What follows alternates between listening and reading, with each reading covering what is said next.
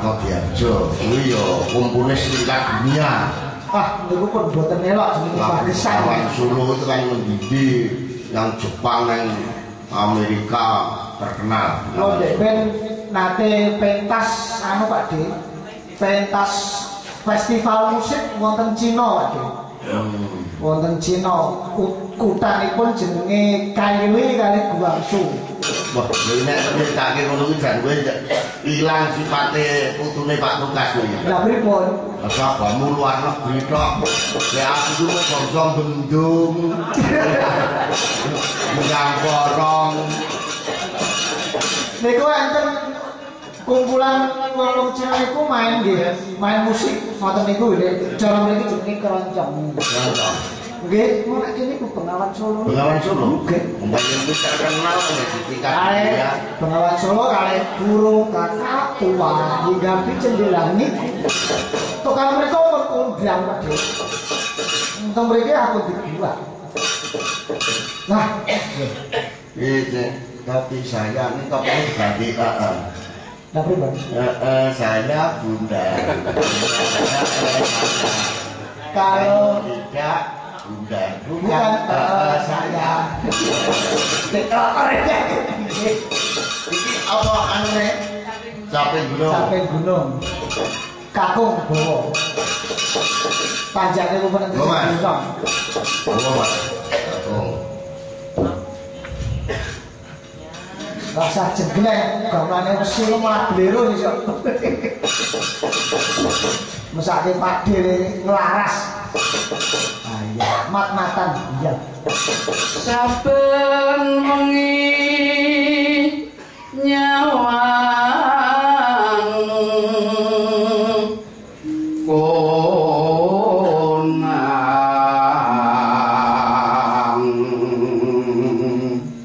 iki malah kowe iki ya malah lali remujuk kok aku. Dereng Pak De lali kok. Ulo wis ora idul adha yo. Idul Fitri iki dalang-dalang iki do ya Mas mantap barang iki tak mesti ada SMS aku ujuk mesti nganggo kembang. Nggih. Lah. Kula wis surat Pak De. Ngaturaken pangabekti gandang kula mugi katur mring Pak De Sayaka sekalian man garwane ya mudine kene kok sing sima maning sing nggih. Lah kok wangsuli aku pocong kabeh. Pripun Pak De? Ah niki perlu dicontoh niki. Pareng matur ingkang poso sampun rampung monggo budidaya sami damel dosa malih. Badhe ngajeng dosanipun liwat bura anu. Lah piye niku? Lah nek menungso ra gawe dosa malaikat kok nyambut gawe apa kok. Nyatet dosamu dosaku kok. Lho Mas, iki Mas. yen memajang monem yen memajang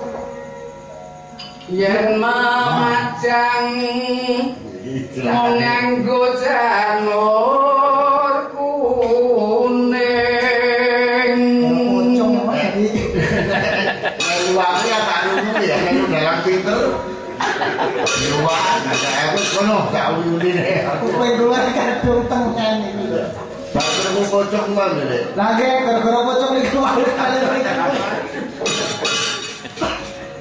lalu biarkanlah disuruh ngatur apa ini bicara nek ngoten biar ngomong jipo apa perlu deh Mas ora aku gojek dulu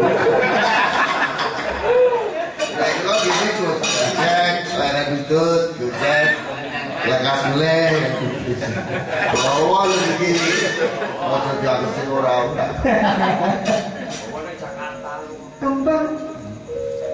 kembang wae weton gunung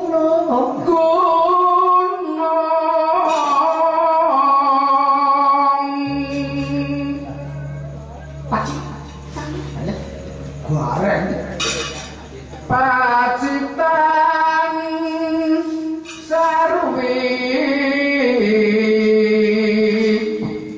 jan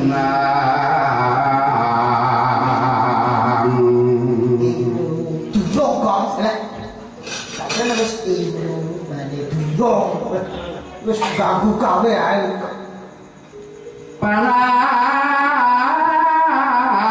Panas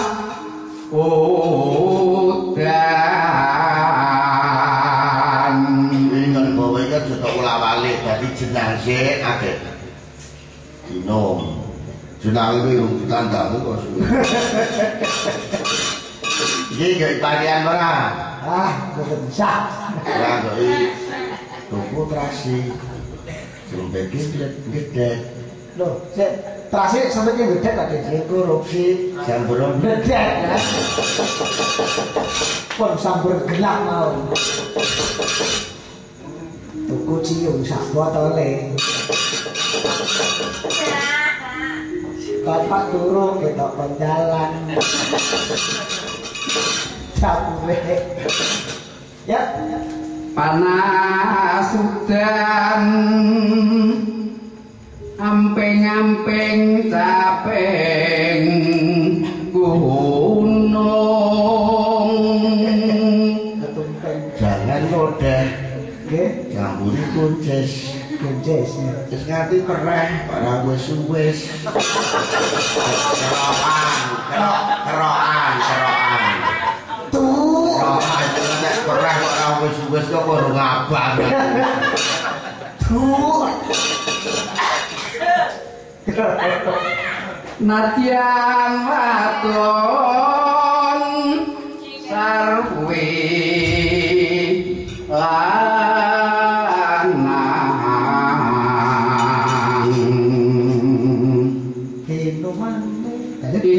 inomane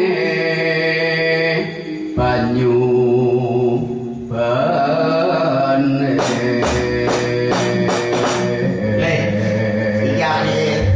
kancamu kae kandhanono nganggo basa Inggris.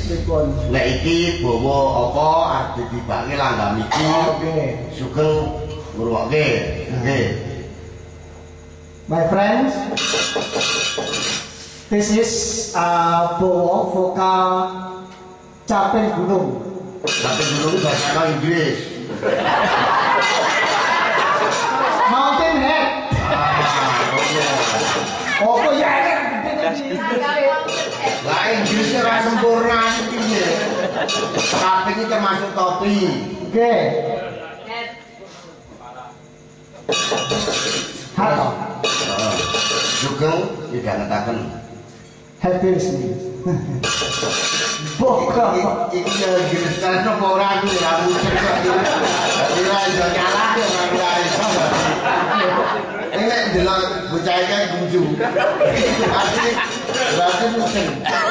Mungkin. Iya. Sapa noleh? Noleh jenenge sapa? Mas Charles.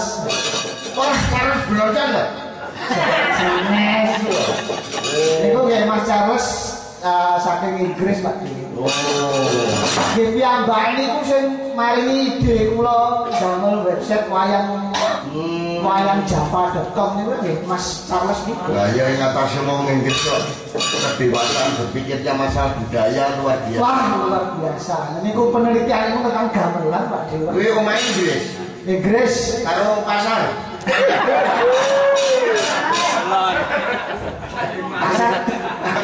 Pasar Bengke. Aku mau tidak kalian peking enggak ngono iki. Kalian sampean. Masjid Undine. Inggris ora arean. Kan lumayan nang TC diwangi keterlaluan iki ya kula niku. Mergo saking kebablasan malah dionek-onekke. Iki ditibake langgame ne. Langgang Sapa sing muni? pun niku tadi wedok Pepi. Iki kok gede kae iki ya ora kon Pun sekeca lengkap. ya Malah mesake mungkin. yang ngrungokke ya. Pun sekeca. Ayo. Loh, kon bayangan sumur lho. Sumure ada di taku. Wayang kok sumur, batu teng wedi yang jurang porong. Waduh. Nang pandan simping dadi wayang kok turut kali. Pandan, jurang, Jumlah pandan. sangat guys. Waduh. kayak melaku itu. Kayak aku harus kayak si kunjungi. Oh, enggak bahasa Indonesia nggak mudeng. Oh, Indonesia loh. Ampun. Oh, Mas Charles. Selamat malam. Oh, mudeng dulu Pak. Besok jangan pulang dulu, sini ada soto hebat. Soto hebat. Soto udah lah. Kalian pulau biasanya jajannya di soto. Oh, wah, gue mau serah cetot terang. Kalau cair di soto makan soto, iya, kok kredok. Kalau kok makan soto, gede weton. Kredok ini cari casu gitu. Kayak kredok itu dah. Tapi senengannya ini kok jangan terong, Mbak Ji. Jangan terong. Mas kalau suka jangan terong. Suka makan jangan terong. Suka. Oh sih Mas, oh sih. Iya, ini saja ya cara Inggris itu udah melarat. Oh, Inggris kok makan jangan terong. Oh, jarong. Manjungannya jangan terong udah doyan kok. Cara Inggris malah jangan terong. Bojo kula niku jenenge kali sambal goreng dinar ini kok senenge ra umum. Ya pokoknya bojomu nek ra kaget seneng ngono. Mana wis klebu. Yo, Nek tak delok kang kowe ndraku 6 menit. waduh, lha iki. Kuwi anakku sesuk iki laire kuwi nek ra lenang wedok. Belum kelamin iki kok loro Pak Dik. Loh, aku kok salah to? Kula akeh mboten. Aku ku nek arep disi wedok. Aku disi kersaning Allah kan Mboten pareng. ora pareng. Nek ora kalane gue bener kok Pak Dik ora lanang ge wedok. Aku dhewe presiden yo ngono kok. Aku iki dalang. Gue. Dalang iki kuwi melek. Identik dengan prihatin salah pasti aku menjadi presiden itu belum tahu leset besok itu presidennya mesti Prabowo nera Prabowo ya Jokowi neng Solo wih neng nak aja aku ngomong ngono deklarasi Jokowi neng Solo radio slang Mboten enten. aku ya ngono kuwi besok itu pokoknya presidennya itu mesti Prabowo Nera Prabowo berarti Jokowi ya Calonnya dia loro niku Pak. nek pernah lek wong gede itu mang ketok biji kula apa bulu kula aku sama lek ketok leset lek loro-lorone sampai kapan Sampai kabeh aman. iki sampai gununge sapa sing ngatur iki Iku Bakti. Ada tayoke ya. Dek zaman coba.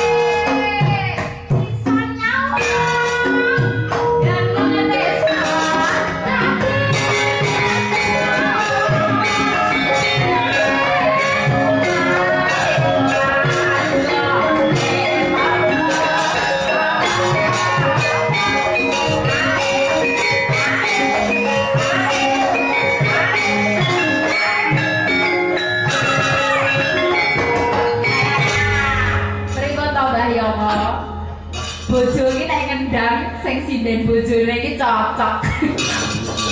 Cocok tenan. Ya, Bisa. manut. Kayak Mas Charles ki sebelah iki wong cantik pun ya bojone kok sebenarnya. Ya. Sanes niku murid kula ing Irlandia niku ajar gede kalian kula. Wes kowe ngajari geder nyonya ayu-ayu ngono juga jalui apa le? Jaluk iki napa to, Pak Dik? Yo bayaran apa-apa ngono lho. Ya siji gawe loro gawe. Wah, Bayaran nggih, omben nggih. Kalau omben. berarti kowe mesti ngajari geder kok buri ya. Mesti kono tak mati gegar. Sesuk diancam bojo kula. Nek burine ngono. Kale ngeten iki, ngajari ya. Beceki tangan ngeten iki. Kaya dosane Fenty. Apa? Bagi beku. Oh, kok sik iki kok Pepi iki garwane Bot. iki piye to Bu? Salah, cita-cita boleh. Oh, tinggal cita to ya. Muga badannya manjungan nek ono. Kajenge pon niku wis.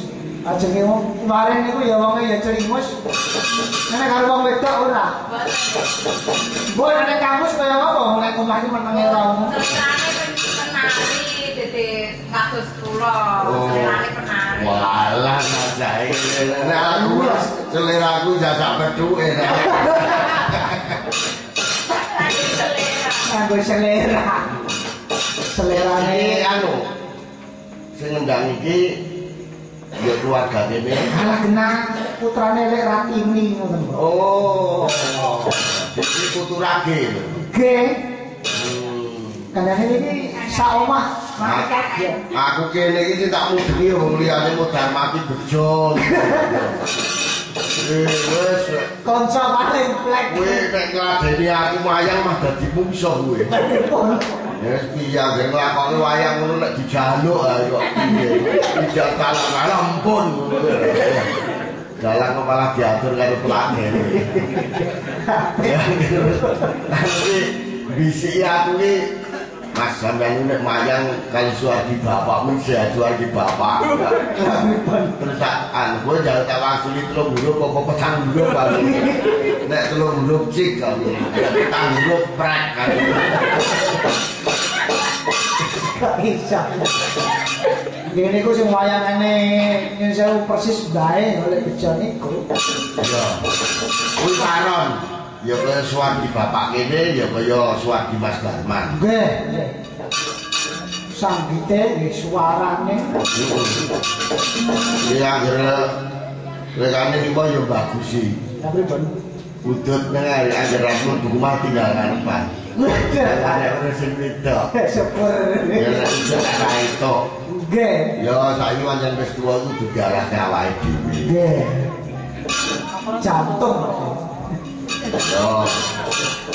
Pancen wong tuwa wis upama pit montar ngono kuwi diganti under dile nek wong piye?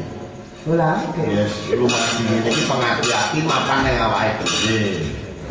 Ora itu mangan iki ya dhisik, ora itu mangan iki ora mangan. Wingi mayang teng bale ijo dilang-iling oleh anake man. Dilang-iling. Napa ta, Pak? Kali ayam niku lho. Wong mayang ditoken lambene iki lho kok kene. Arep dadi jalan ya. Nah, pun Pak Dik wong diangkat jam 3 paling betul setengah sekawan bubar. Ya, ngono. Aja tinggo gawe murah-murah nek iki. Wah, nggih dimurahi mawon teng omahe dhewe kok. Iki digawe wong delok iki sing kemrangsang pengen weruh. Nah, nggih. Tok isi. Kula iki nek bangsane gara-gara niku ora patek cangkem kula niku nek go bayar ora patek lunyu, Pak Dik. Wah, lu berarti iki ana setane kowe iki arep nek cangkem guluyu.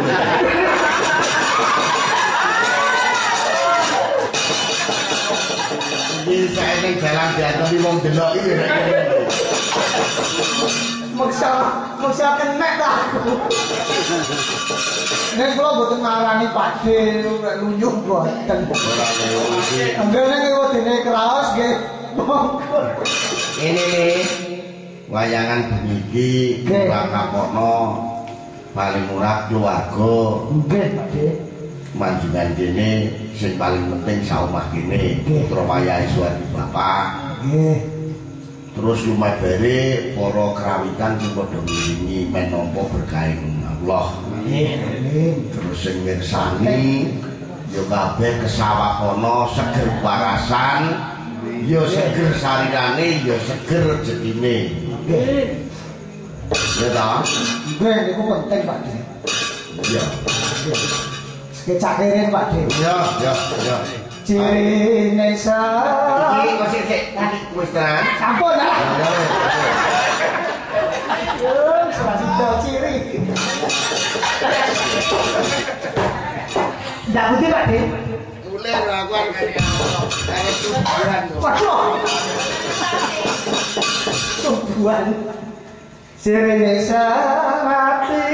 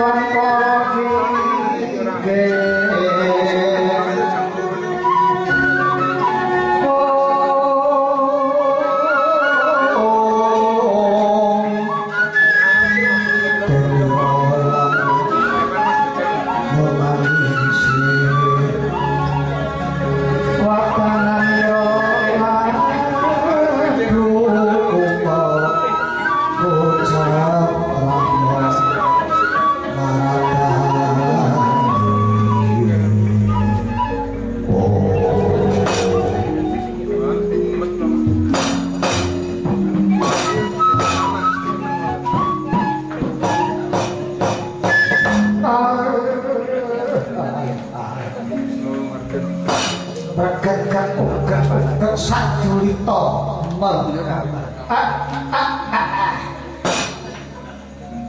Ndara bendaraku den. Ndara lancurku Gus. Sampeyan anggere wis nyamperake sampur terus ulate besemut peteng polatane gawe bingung kula Gus, gawe bingung manah kula, gawe umeting pikir kula. Sampeyan susah mbok gawe dhewe, sampeyan susah mbok nggo dhewe ora kareng-kareng, ora kabar-kabar, ora jagung-jagungan lawan kula. Pono kawan, pono weruh kawan niku kanca. Dadi kanca niku iso ngrampunke nyewangi-wangi madhangake perkara. Gus, sampeyan yen tumindak kaya ngono kuwi pancen sampeyan susah. Nek susah sampeyan niku susah mergo digawe sampeyan dhewe. Sampeyan ora omong-omong ora jagongan. Mboten tarik jawuh kali Semar. Semar niku jenengan anggap apa? Ngeten nggih, Gus. Sekabeh tumindak iku panimbange miturut kelawan kawusane. Mula murid sampurnane barang teng bakal mangonan niku putrana luwih dhisik. Pamusring pikir lan mrene cipta dika. Yen wis tumindak kanthi duka lan prayoga sinartan ing tepa tuwa lirik sabarang patrap mawa diupamakake awake dhewe apa dene ilang saking panira wonten kurang prayoga tumrap awak liyan kang durung terang kok sumurupi kawruhanan sing sapa arep becikake bebrayan luwih dhisik kudu ngresiki awake dhewe saka tumindak kemaksiatan. Donya mriko ora bakal bisa ucap saka bebendu lan saka kasangsaran sauger. Menungso mriko isih tetep dadi adine rasa milik. Sapa uja mareng ati jer kamilikan utawa rasa milik niku ora duweni rasa marem. Menawa tansah keturutan datang kena orang mesti malah ndondro makantar-kantar lerek akeh menungso kang tumindak kaya mangkono tak ibaratake kaya dene geni kang sinirah Mangapatra mula bulan gedhe nandhake hawane menungso kang muja mareng ati kang ora menteke. Mula manungsa akeh kang banjur lali marang pangerane, lali marang wewarah kang adiluhung. Nyimpang saka ngajering kautaman entek-entekane ora liya meneh kejaba kanisten lan kasangsaran. Merangguli sawernane lakon iku sawijining marga kang njot ing kasambonan. Dene klarune panindak iku ateges upaya undhak ing pengalaman. Mula aja sok mandhet getuni kelawan tumindak kang wis mungkur malah balik mangpigunake kaya dene kaca benggala. Kawulangan lakon teng Pait Geder iku pepindhane guru sejati. Pindhane kaya guru sejati lan minangka rabuk kang bisa aweh wah kang maremke ati Gus. Mula mantake luwih dhisik. Lu kanthi weninging cipta lan pamusiring pikir Ndara.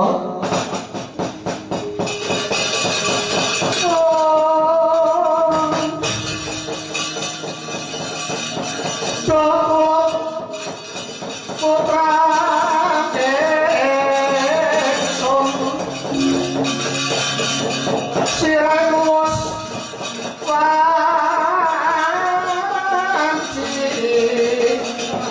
Desawan Jeneng Ewang Yo ulene ati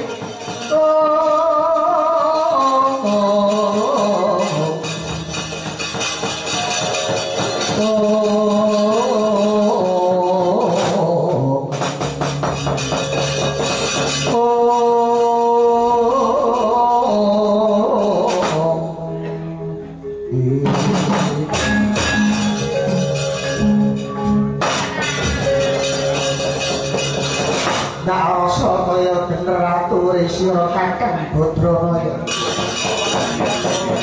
sing gedhe pangapuramu sakwise aku sowan kersane Kanjeng Hyang Sabta nampa dawuh mawa dina samengko negara Ndorati lagi nampa pacoban gedhe saka Jawata. Mula nek sareku Kakang Semar tak jaluk Kakang Semar jatuh-adoh lawan Jamaka kok nolaku jantraku bali nang negara Ngamarta matur ngersani Koko Prabu Puntadewa nggih menawi dawuh dika kados ngaten kula istaken dawuh Toleno gareng Petruk lawan Bakok. Apa Pak? Padha kenceng ana sabuk. Padha berdandana, ayo. Nelasak alas iki. Baline negara Ngamarta. Ya tak dereki. Gus monggo saiki dereki Gus.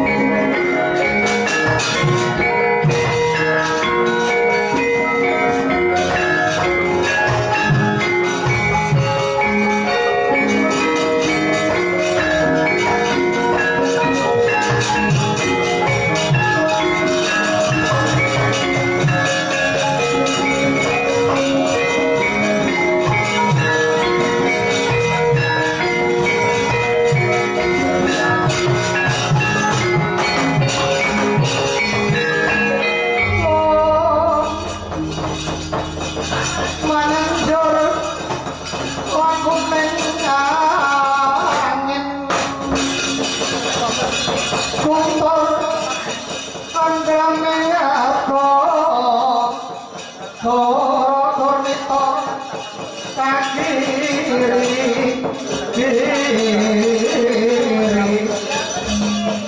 ora tungi pratem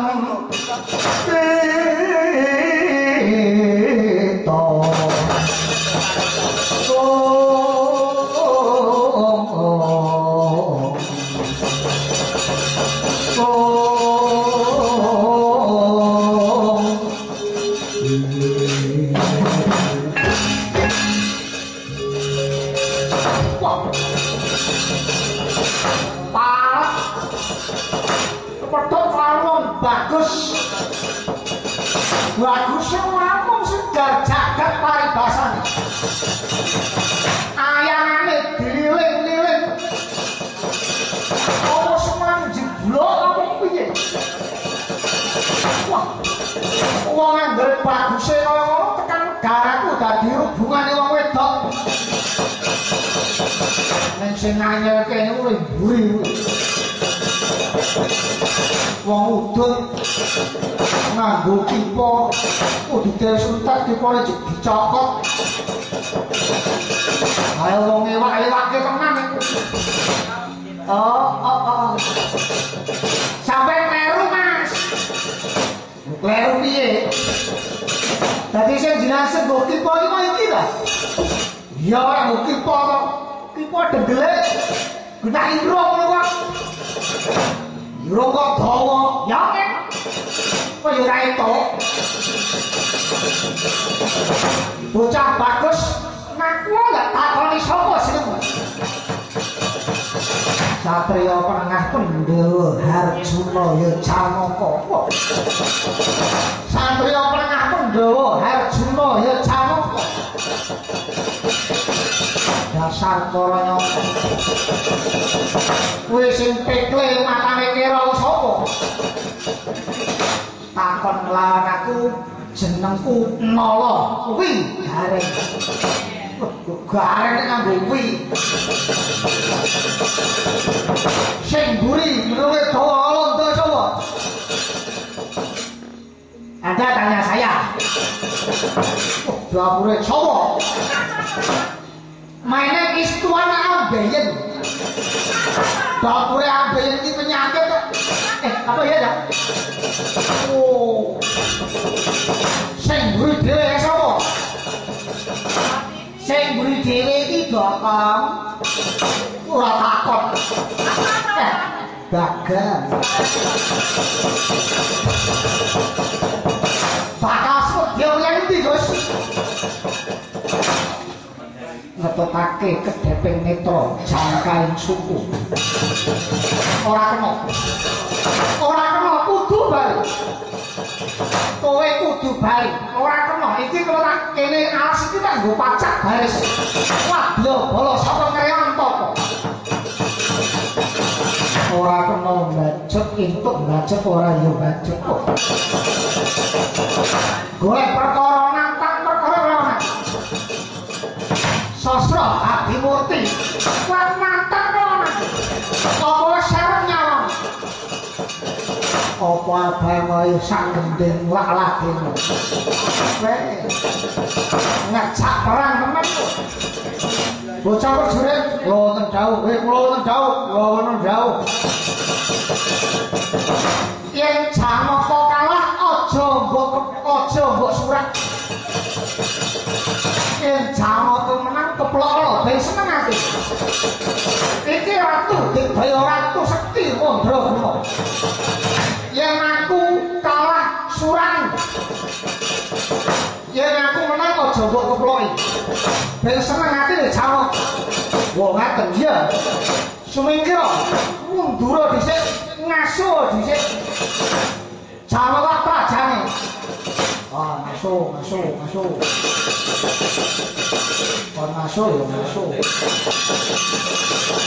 ya ngomong bose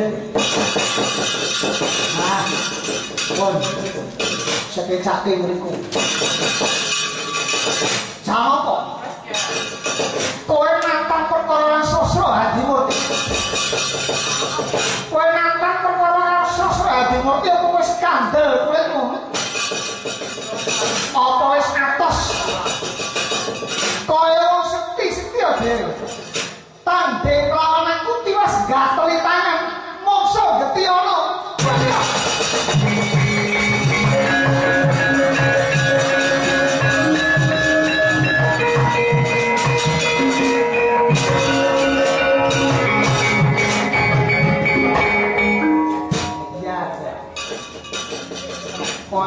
Ewak-ewake.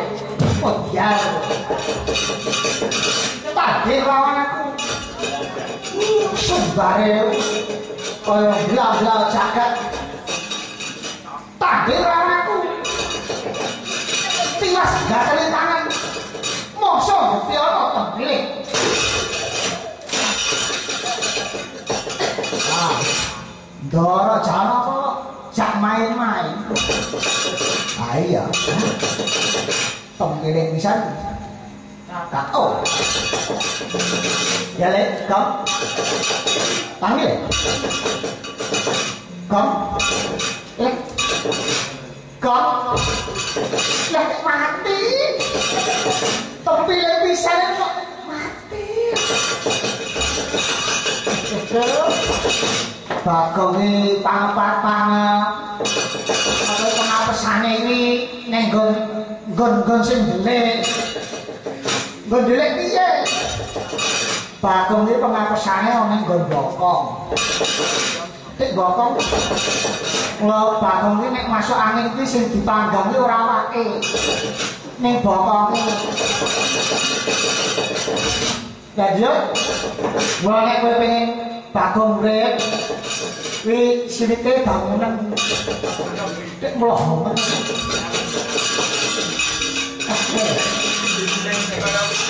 Jadi, nek ditamu waton bagongnya dari silike anget ngono urip. Andre masuk angin iki ngengker gocok wetane sing dipanggang kudu tangane. Iki tenan iki disebul. Ya nek pengen urip ya dhewe sebul. Tenang lho Ren, iya ya.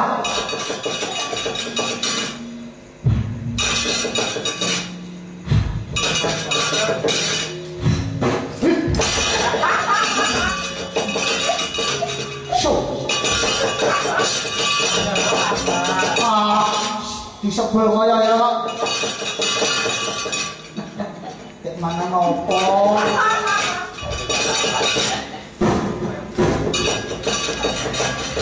Nek katuk sik ampase enak-enak. Oh, wah.